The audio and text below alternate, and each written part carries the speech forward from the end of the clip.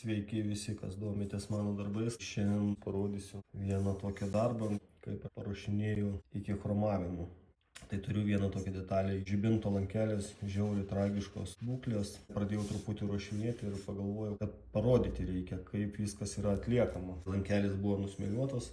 Po smėliavimo galima pamatyti trūkumus, sulankstinimus. Buvo visokių minčių, gal paieškoti, pirkti kitą, suktis iš padėties. Tai lengvai perėjau nelygumus sulyginti ir iškart kiaurymę. Tai čia jau neišvengiamai sidabro lydmetaliu ir jau detalė tikrai turės neišvengiamai 2 varius sluoksnius. Parodysiu, kaip aš detalę atitiesinu. Turim keletą įlenkimų. Čia baisesnė vieta. Čia užliesiu sidabro lydmetalio. Ir viską vėl apšveisim, sulyginsim. Ir parodysiu jums, kas gausis. Tik papuoliau ant šitos vietos. Daugiau parūdijusi, pašviečiau, smėliavimo metu nusėmė ir atsirado kiaurymė. Čia problematiška vietelė. Padirbėsim prie lenkimų. Pabandysim atitiesinti ir išsaugoti kuo storesnį lankelio metalą.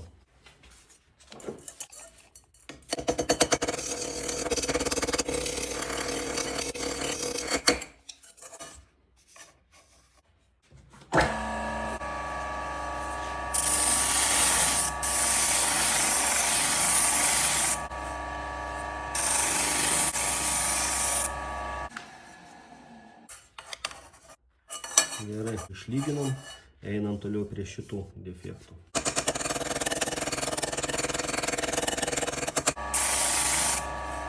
Tai pirmiausia, gal aš kaip ir minėjau, čia su kampiniu šlifuokliu pagilinsim duobeles, kad geriau, lengviau priliptų sidabro lydmetalis. Pastebėjau, kad ant smėliuoto paviršiaus sidabro lydmetalis nenori lipti.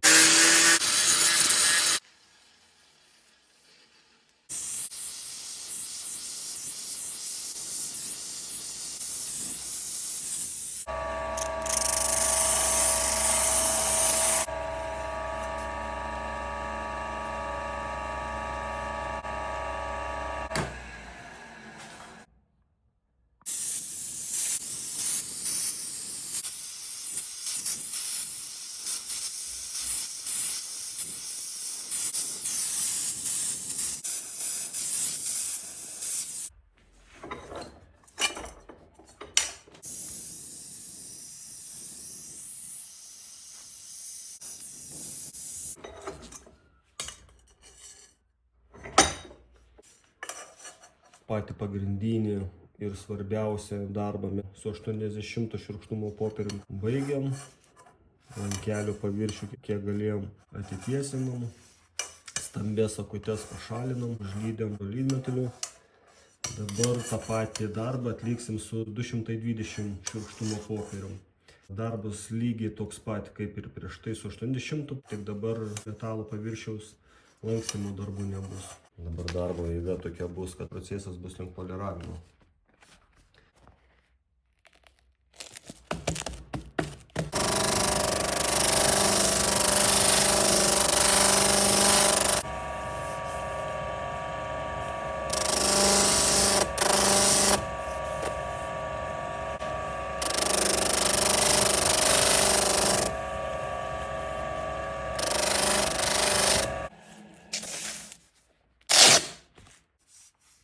Kai atlikinėjau darbus su 220 šiurkštumo popierium, tai darbų nerodžiau, nes jie taip pat kartojasi kaip ir su 80.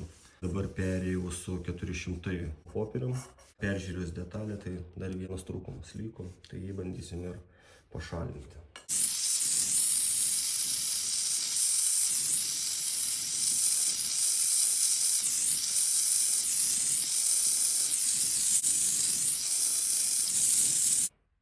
Na, tikiuosi su kiaurymėm ir akutėm viskas baigta.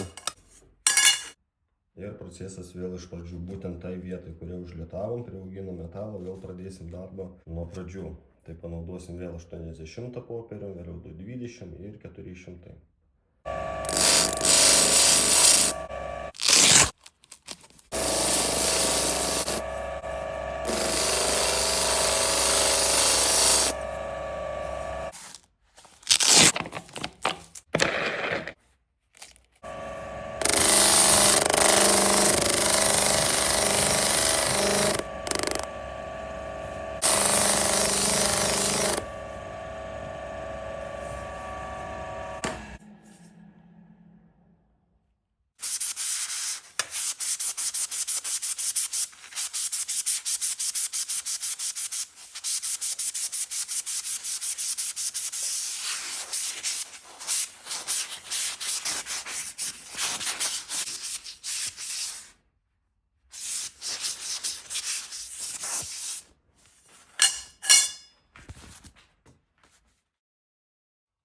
Štai ir turim nuvariuotą lankelį. Ir dabar aš jums parodysiu, kodėl mes variavom lankelį ir vėl dėsim antrą sluoksnį. Kodėl tas pirmas sluoksnis reikalingas. Daug darbo įdėta į tiesinimą ir daug buvo panaudota sidabro lydmetalio. Ir dabar parodysiu. Pašveisim kempinėlę 220. Matysim tokias lengvas bangelės. Štai matosi debesėliai. Tai reiškia, tie plėmai būtų išlikę ir ant chromo sluoksnių. Spindesys dar net paryškintų. Mes juos turim panaikinti. O panaikinsim su 220 kempinėlė.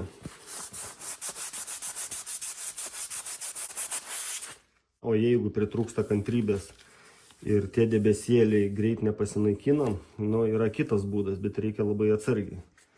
Aš dažniausiai paimu 600 popierių jau naudotą ir ant kampinių šlifuoklių mažiausiam apsukom.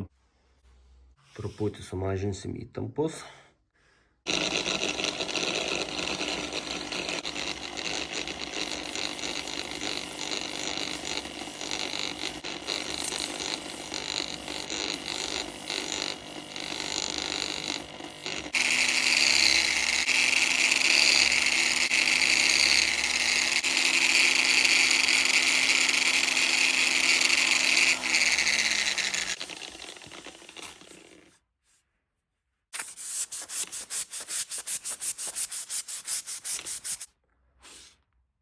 Man atrodo, kad ir išgaudėm tos debesėlius, nes jeigu paliktumėm, tai ant chromuoto paviršiaus nelabai gerai jie atrodytų ir būtų jau vėlu kažką taisyti. O jeigu norėtumėm juos panaikinti, reikėtų vėl detalę paruošti iš naujo.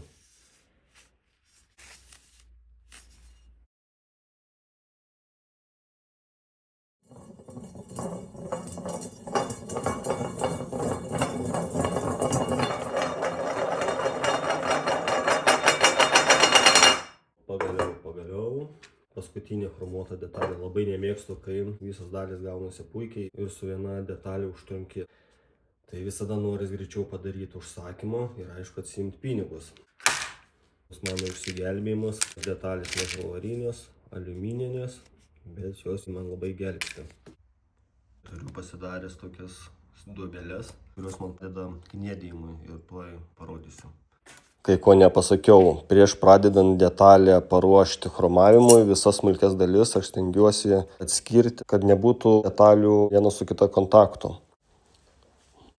O čia ovalę duobelę pasidariau pagal kniedės galvutės formą, kad užkalimo metu, kad kuo mažiau pažeisti pačios kniedės galvutę.